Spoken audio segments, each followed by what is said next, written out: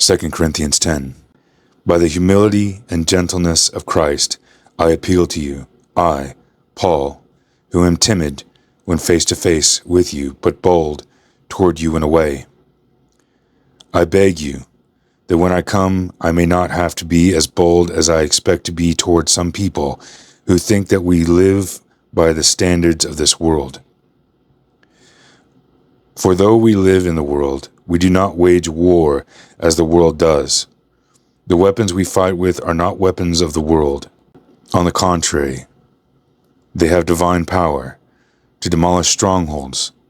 We demolish arguments and every pretension that sets itself up against the knowledge of God, and we take captive every thought to make it obedient to Christ. And we will be ready to punish every act of disobedience once your obedience is complete. You are judging by appearance. If anyone is confident that they belong to Christ, they should consider again that we belong to Christ just as much as they do. So even if I boast somewhat freely about the authority the Lord has given us for building up rather than tearing you down, I will not be ashamed of it.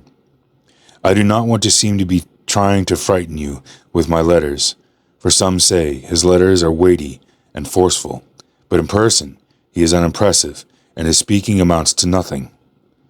Such people should realize that we are in our letters when we are absent. We will be in our actions when we are present. We do not dare to classify or compare ourselves with some who commend themselves. When they measure themselves by themselves and compare themselves with themselves, they are not wise. We, however, will not boast beyond proper limits.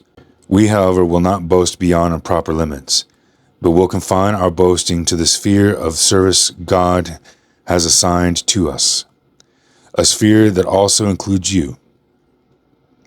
We are not going too far in our boasting, as would be the case if we had not come to you, for we did get as far as you with the gospel of Christ. Neither do we go beyond our limits by boasting of work done by others. Our hope is that, as your faith continues to grow, our spheres of activity among you will greatly expand, so that we can preach the gospel in the regions beyond you.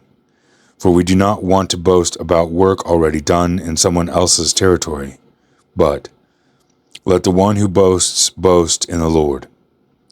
For it is not one who commends himself who is approved, but the one whom the Lord commends.